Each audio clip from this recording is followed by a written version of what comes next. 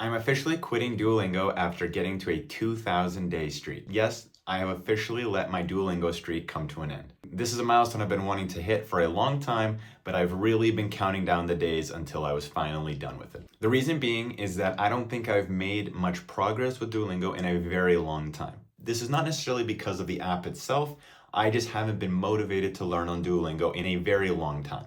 I go on there, I feel pressure to complete the streak. I don't want it to die. It's been over 1,000 days for a while. I'm getting close to 2,000. I want the streak to keep going. So I go on there, I do a quick lesson, or I often just do the word matching thing. I do it, I don't even finish it. I do enough of it to get my daily streak extended, and then that's it. I have been choosing not to do more lessons and expand further, but that's been because I just don't have the desire or motivation to do so. I'm finding it stale and quite frankly boring. I've been doing it for so long that it just feels so repetitive. The app content doesn't change enough. It's not engaging enough to get me to want to do it every day. It's really just been the streak that's been keeping me going. So on one hand, I've been extremely consistent to get to 2,000 days, but on a lot of those days, it was extremely minimal or non-existent the amount of actual learning I did. I was basically just checking a box. So that's why I've decided to let the streak go, but I do want to talk a little bit about my experience using it over the last 5+ years and what I think I've gained from it. At this point, I am currently a level 58 on Spanish on Duolingo. According to the app, this aligns with an A2 level. I'm not really familiar with the levels of language. Duolingo here says that in real life, this means you can handle simple conversations about daily topics. I would say that that's fairly true, although the biggest problem with Duolingo is that you don't really get to practice speaking. There's some speaking exercises, but I've never really liked them. I personally just skip them. Again, maybe I shouldn't, but it's not interactive. It's a bit plain. You say something, the mic registers and gives you a thumbs up no matter what you said, pretty much, so it doesn't really feel valuable. But what does the 58 mean? What does the A2 mean? I'm not exactly sure. It says I can handle daily conversations. I can handle some daily conversations. If they're basic and the person is speaking slow enough, I can usually handle it a bit, but it's not that great. I started my Spanish learning journey on Duolingo though, and I definitely learned a lot. I came quite a long way from being at completely zero to where I'm at now. I for sure learned a lot. I've built up a very strong foundation of vocabulary. I've learned my verb tenses, my basic grammar. It's certainly taught me a lot, and it's gotten me mostly to where I am today. It's been the main way that I've learned Spanish.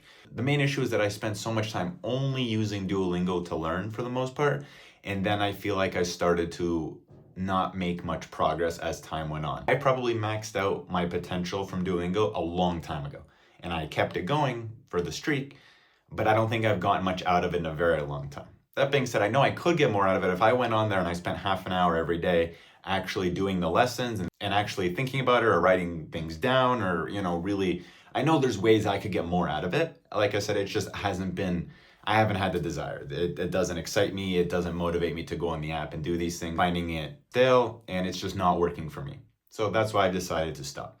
Will I ever come back to it? Maybe. But I think to go back to it, I would need to be motivated to use it properly. And I've had phases where I do that, where I go on and I try to spend 10, 15 minutes on it instead of just completing the streak. And I think I get more out of those.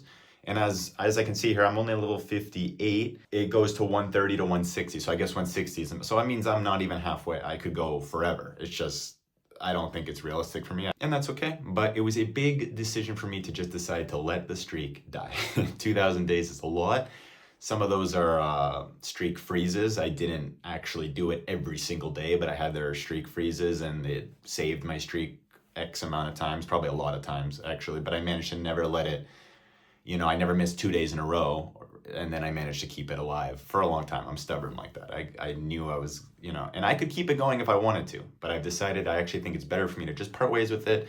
It's not good that I dread doing it every day. Why am I doing it if I dread doing it? It's supposed to be for learning, and if I'm not enjoying it and I'm not learning, why am I doing it? They do a good job keeping you there with the streak thing, and if that's a good way for you to stay on there and you're actually getting something out of it, then that's good. But I've just decided that I'm not, and I've had enough. Officially done with Duolingo, at least in the short term. I'm not going to come back to it anytime soon, and I'm going to focus on pushing my Spanish journey forward in other ways. I'm going to try to prioritize doing things that are actually effective and not wasting time with things that don't really give me much value in my Spanish learning. If anybody has had any similar experience and wants to share their feelings, please do so. I know I'm not the only one out there who has spent a lot of time on Duolingo or has relied upon it as their main way of learning. And if anybody has any suggestions for ways to replace Duolingo, there are a lot of different little things I can do to practice.